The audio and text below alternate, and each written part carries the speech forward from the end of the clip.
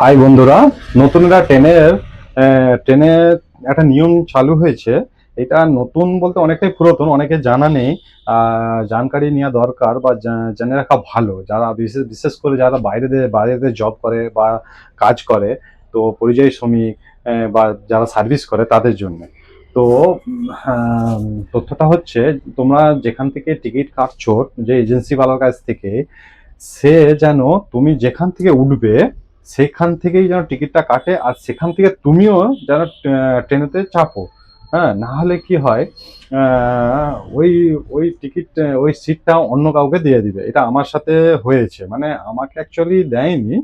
অন্য মানে সিটটা অন্য কাউকে দেয়নি। কারণ হচ্ছে আমার সাথে আরো 4-5 জন ছিল। তো তারা টিটিকে বলে দিয়েছিল যে এই ব্যক্তিটা বা আমার বন্ধুটা 2-3টে স্টেশনের পর উঠবে।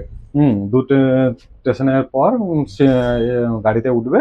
তো এটা আছে, লোক আছে বলতে।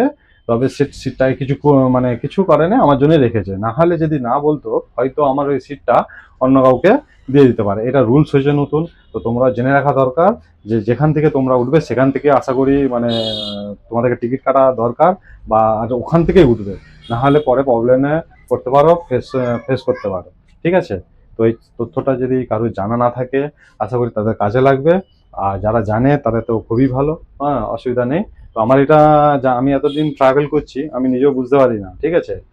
তো যাই হোক, আমার সাথে আরো 4 জনের টিকিট ছিল বলে সে বলেছিল, বলে টিটিকে বলেছিল বলে।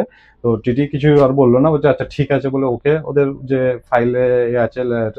তো তোমরা যেখান থেকে টিকিট কাটবে সেখান থেকেই তোমাদেরকে চাপতে হবে। ঠিক আছে? নতুবা তোমাদের ওই সিটটা অন্য কাউকে দিয়ে দিতে পারে। এটা হচ্ছে ট্রেনের নতুন নিয়ম। তো এটা জানা রাখা দরকার সমস্ত যারা, বিশেষ এই ভিডিওটা যা তাদের জন্য। ভালো লাগলে লাইক করবেন। আর আরো কিছু তথ্য ভালো কিছু যদি জানা থাকে আপনাদের সাথে শেয়ার করব। ঠিক আছে? তো আজকের মতো টাটা, বাই বাই।